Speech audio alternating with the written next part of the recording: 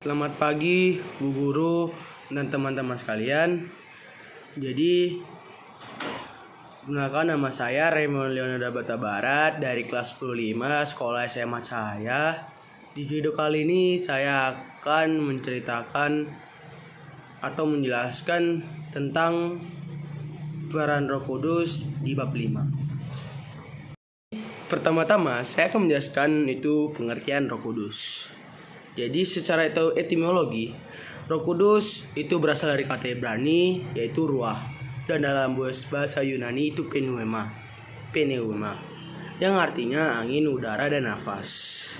Maka roh Allah berarti nafas Allah atau angin dari Allah. Di mana harus dibedakan bahwa roh Allah berbeda dengan Allah itu sendiri. Roh Kudus berarti daya kekuatan Allah yang tidak kelihatan.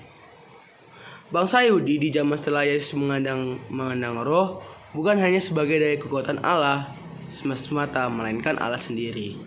Dengan demikian, roh adalah Allah sendiri yang senantiasa menuntun ciptaannya, menghibur orang-orang benar, melawan orang-orang fasik, dan membaharui muka bumi. Selain itu, roh adalah ungkapan daya ilahi yang mengadakan segala ciptaan. Berdasarkan Kejadian 1 ayat 2, ayat 2, 7,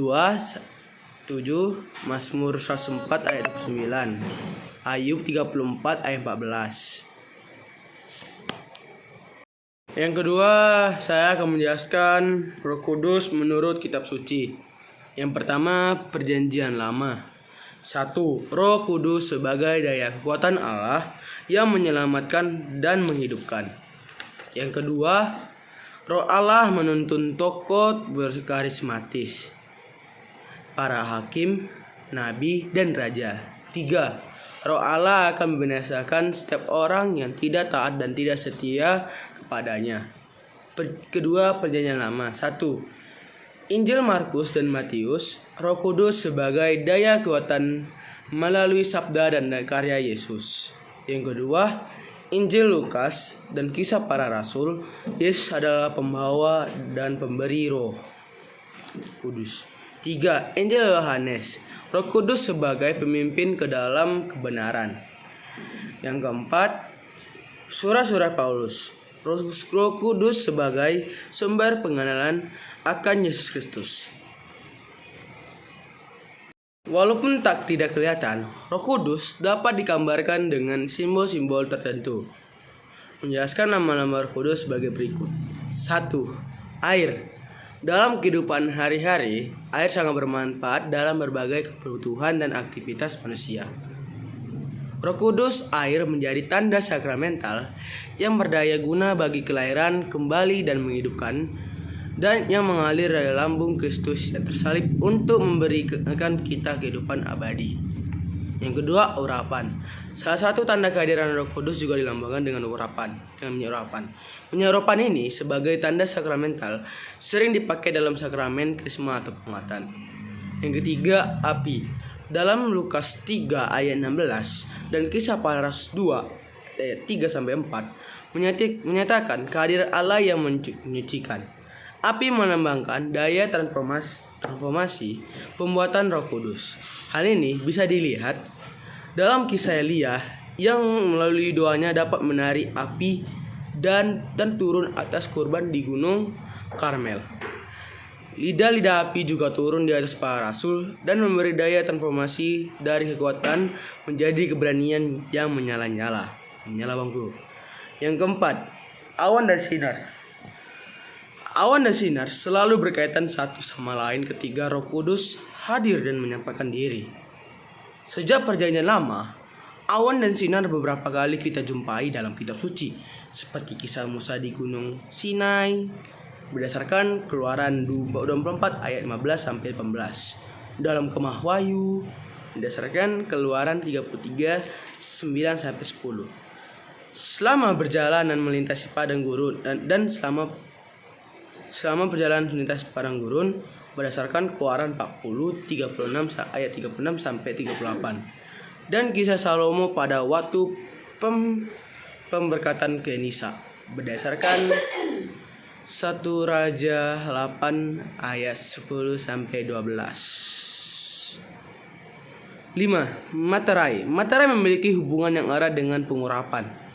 Dengan materai, Bapa telah menasihatkan Kristus, dan materai yang diterimanya Kristus dari Bapa itu juga akan diberikannya kepada kita sebagai tanda miliknya. Yohanes 6 ayat 27. 6. Merpati. Lambang Roh Kudus berupa burung merpati diceritakan dalam kitab Kejadian mengenai kisah Nabi Nuh. Dalam cerita tersebut dikisahkan bagaimana Nabi Nuh melepaskan burung merpati ke daratan dan kembali dengan sehelai daun zaitun segar yang menandakan bahwa air telah surut dan bumi sudah bisa dihuni kembali. 7. Tangan. Tangan adalah salah satu bagian tubuh yang memiliki peranan yang sangat penting dalam kehidupan. Dalam kitab suci dikisahkan bagaimana Yesus menggunakan tangannya yang kudus menyembuhkan orang sakit-sakit.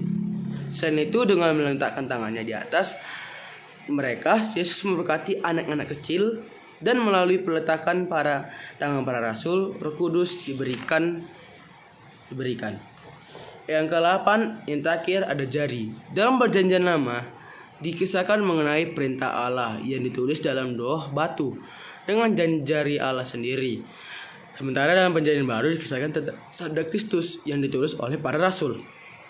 Bukan ditulis menggunakan tinta, melainkan menggunakan roh dari Allah yang hidup, bukan para loh batu melainkan dalam hati manusia.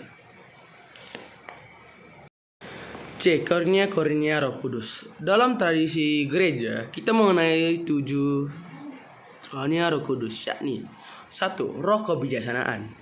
Roh kebijaksanaan bantu kita untuk mengenal dan memahami perkata Allah dari kacamata. 2. Roh pengertian. Allah mengaruniakan akal budi kepada kita untuk mengenal keagungan Allah, memahami kebenaran ilahi, dan melaksanakannya dalam kehidupan sehari-hari.